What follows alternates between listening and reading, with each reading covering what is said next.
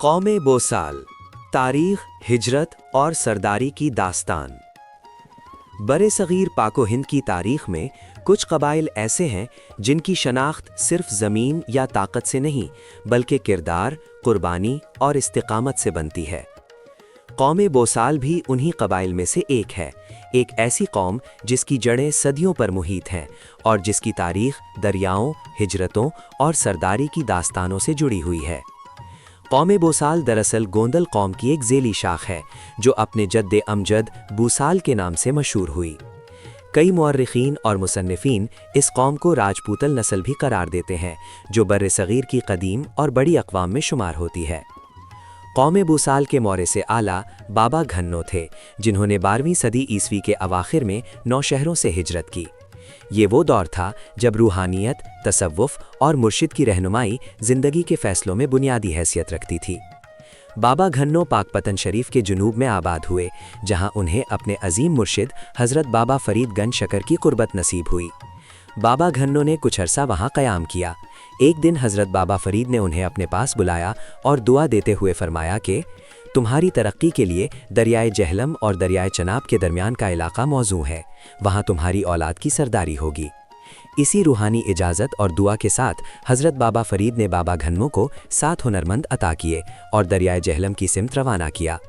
بابا گھنو اپنے 4 بیٹوں دھیر، راجا، بادھر، بڑھا اور 14 پوتوں کے ہمراہ بھیرا کے علاقے میں پہنچے۔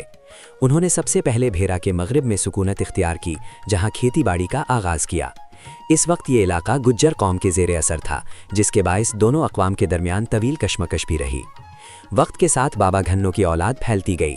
دریائے جہلم اور دریائے چناب کے درمیان کے دوآب میں یہ قبیلہ آہستہ آہستہ مضبوط ہوتا گیا۔ یوں سرگودھا اور منڈی بہاؤدین کے اضلاع میں قوم بوسان نے متعدد بستیاں آباد کیں۔ 1891 تک اس قوم کے 160 معاذات قائم ہو چکے تھے جن کا مجموعی رقبہ 13 لاکھ ایکڑ سے زائد تھا اور جہاں 1,13,000 سے زیادہ افراد آباد تھے۔ یہی وجہ ہے کہ یہ پورا خطہ گوندل بار کے نام سے مشہور ہوا۔ آج بھی سرگودھا اور منڈی بہاؤدین میں قوم بوسال کے تقریباً 360 معاذات موجود ہیں جہاں یہ قبیلہ گزشتہ 700 برس سے آباد ہے۔ یہ اس خطے کا سب سے بڑا اور مؤثر قبیلہ مانا جاتا ہے۔ قوم بوسال کے افراد جسمانی طور پر مضبوط، قداور اور محنتی مشہور رہے ہیں۔ ان کا بنیادی پیشہ ہمیشہ سے زراعت رہا ہے جس سے ان کی زمین سے وابستگی اور خود کفالت کا اندازہ ہوتا ہے۔ بابا گھنو کے پڑپوتے بوسال کے 3 بیٹے تھے، سکھا بوسال، مسور بوسال اور نور بوسال۔ ان تینوں نے بل ترتیب بوسال سکھا، بوسال مسور اور نوریانہ بوسال کی بنیاد رکھی۔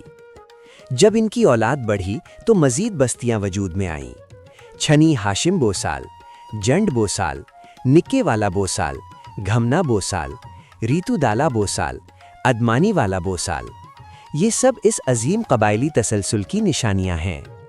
اسی قوم نے تاریخ کو وہ نام دیے جنہوں نے طاقت کے سامنے جھکنے کے بجائے سر کٹوانے کو ترجیح دی۔ کنگ آف دی بار چودھری مانک خان بوسال اور چودھری جہان خان بوسال جیسے دلیر سردار اسی مٹی کے سپوت تھے۔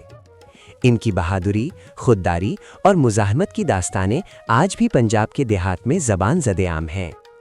یہ داستانیں محض ماضی کی کہانیاں نہیں بلکہ آنے والی نسلوں کے لیے غیرت، حوصلے اور آزادی کا پیغام ہیں۔